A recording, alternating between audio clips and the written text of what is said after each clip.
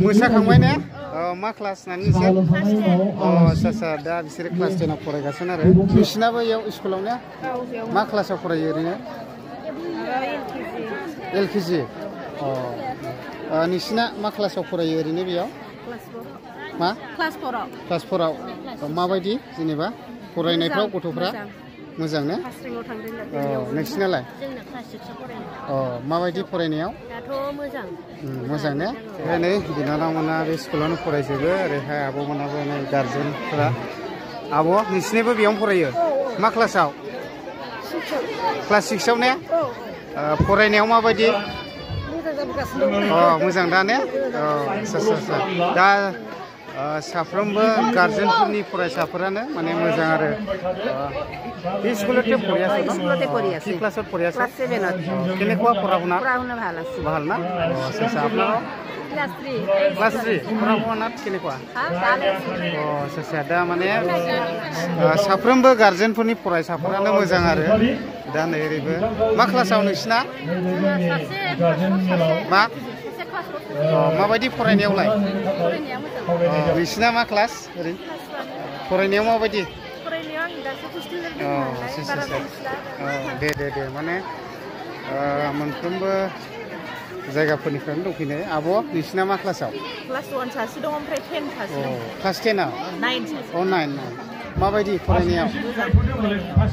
फार्स्टनिफ्राय मोजां दा दा मोजां आरो आदा मा क्लासाव नोंसिना क्लास 3 फरायनायाव माबायदि गथ'आ दाथ' मोजां ने आচ্ছা नोंसिना क्लास 2 फरायनायाव माबायदि थिगैनो दं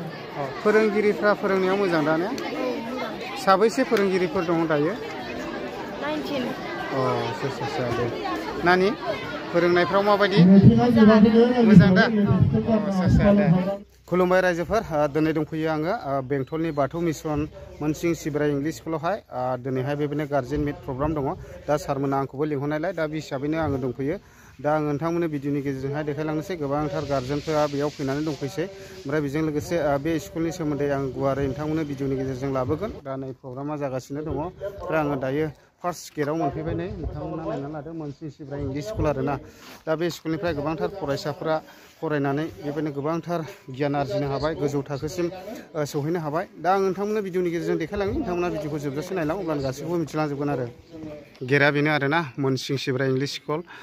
गोजौआव लिरनाय दं बाथौ आश्रम नै ओरैहाय फैलागासिनो दङ प्रग्रामाथ' अलरेडि जाबायानो ओमफ्राय आं एसे लेट जाबोबाय गोबांथार गार्जेनफोरा फैगासिनो नै ओमफ्राय नै ओरैहाय गारि पार्किं खालामबाय आरो ओइथिंजाय बाइकफोरखौ दोनहैबाय ओइ नै नायनानै लादो स्कुटि पार्किं आरो स्कुटि बाइक नैबेयावहाय माने गोबांथार गार्जेनफोरानो फैदों आरोना फरायसाफ्रा बेसेबां दं आं गासैखौबो मिथिनानै लागोन दा नायलांबाय थानो हागोन आरो सिङाव थांनि आब्लांनि सिङावहाय नै बेबायदि आरो बिराद मोजां ओमफ्राय नैबेयावहाय रेस्ट हाउस थाहैबाय रेस्ट हाउस खोमा बेयावहाय नै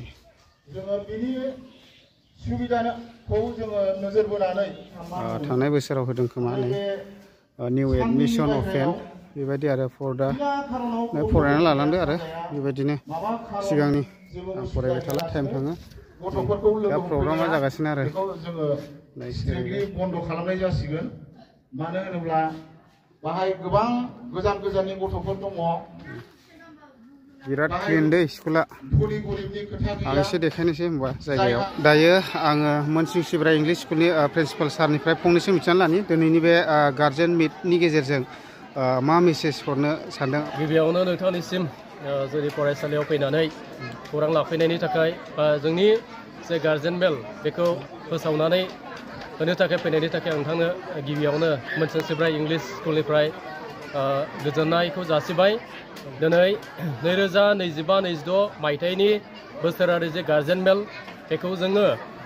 बाथौ मिशन कमिटिनि दैदेननायाव दिनै बाथौ मिशन कमिटिनि सिङाव थानाय माखासे आफादफोर धोरोमारि आफाद फोरोंगिरि फरायसाफोरनि गार्जेनफोरखौ लानानै दिनै जोङो बे बोसोरनि बे एकाडेमिक सेसननि जोबथा बा बोसोरारि गार्जेन मेलखौ जोङो खुंनाय जादों बेनि गेजेरजों जों बेखौनो फोसावनो नागिरदों जे जोंनि बे फरायसालिया थांनाय 1993 मायथाइनियावनो फसंजानाय दिनै फैयै गोदान बोसोर 2026-27 मायथाइयाव 33 बोसोर जानो थांगासिनो दङ। बे गोलाव बोसोरावहाय जोंनि बे फरायसालिया माबायदि सोलिबोखो बा जोंनि बे फरायसालिनिफ्राय माबायदि फरायसा जों दिहुननो हाखो, क्वालिटी एडुकेशनखौ जोंनि बे फरायसालिनिफ्राय मोननो हादोंना हाया, बेफोर गासै बाथ्राफोरखौ जायफ्रा बेवहाय गोबाव समनिफ्रायनो गाव गावनि गथ'फोरखौ थिसनबाय बा फोरोंफैबाय बिथांमोना मोजाङैनो मिथिगौ। आंबो गोदानैसो फैनाय सासे प्रिन्सिपाल गोरायुं, थांनाय अक्ट'बर दानावसो आं फैदों। आं फैनानै नुफैनो हादों जे नैबे बेंटलनि खोलाहा थानाय बे मोनसिंसिब्राय इंलिश स्कुला फरायसाफोरनि थाखाय बे सोलोंसालि गायसननायनि थाखाय मोनसे मोजां खाबु दङ, थांलाय फैलायनि मोनसे सुबिदा दङ। बे केम्पासा जोबोद गिदिर, बेवहाय आलादायै जिथु सेपारेट हस्टेल दङ बयस आरो गार्लसनि थाखाय, स्कुल केम्पास बेवहाय दङ, प्लेग्राउन्ड दङ।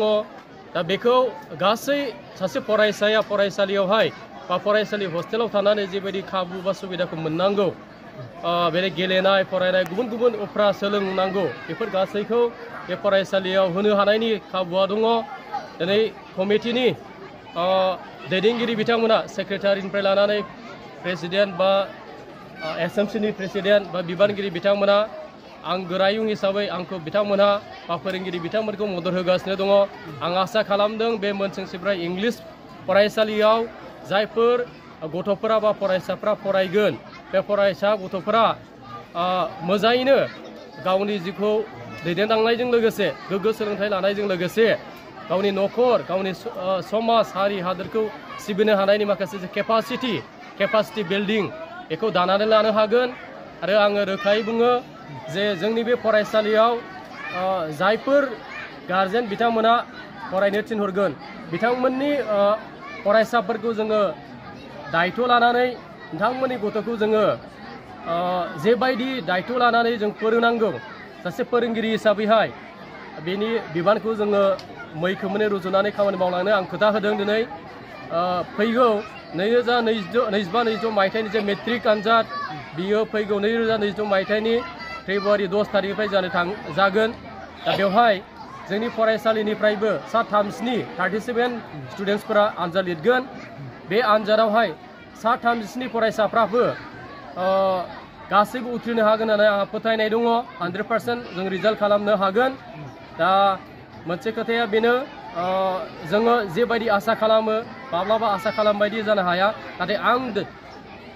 दिनैनि बे नोंथांनि मिडियानि गेजेरजों बेखौनो फोरमायनो सानदों जे फैबाय थानाय बे मेट्रिक आनजादावहाय जोंनि 37 फरायसाफ्रा मोजां रिजाल्ट खालामनो हागोन, बेखौ आंहा फोथायनाय दङ। आरो जायफोर फरायसाफ्रा दा बे LKG-निफ्राय लानानै थाखो 10सिम फरायनानै दङ, जोंनियाव फ्राय दा 360 फरायसाफोर दङ। बिथांमोना जिखिनि सोलोंथाइखौ मोननांगौ बे खाबुफोरखौ जोंनिबो फरायसालियाव मोनदों होननानै आङो दिनै बिथांमोननि सिगाङाव फोरमायनो सानो। बेवहाय जोंनाव गासै टिचिं हिसाबै 19 जन आंखौ लाफानानै दङ। नन टिचिं हिसाबै जोंहा 2 आरो लोगोसे जोङो ओरैबायदि मोनसे सुबिदा होयो, जायफोर गथ'फ्रा जायफोर गोरिब थाखोनि बिथांमोनखौबो जोङो कलेज फरायनो थाखाय बाव लाखिनानै बेबायदि जोङो ब्रादार आरो सिस्टार जोंनाव दङ, बेबायदिबो जों सुबिदा होयो। बेखौ लायोब्लाथ' जोंनाव 35निफ्राय लानानै 37सिमसो गासै स्टाफ बेबायदि दङ आरो सुइपार बेखौ लानानै गासै। आरो बेजों लोगोसे सार, दानि माखासे फरायसाफोरा जानाय लोंनाय सोबनाय एन्टि ससियेल एक्टिभिटिसजों माने गोरोबनानै थायो, बिनि सायावहाय सारा मा साबधान बानि हरनो जेनेबा? बियो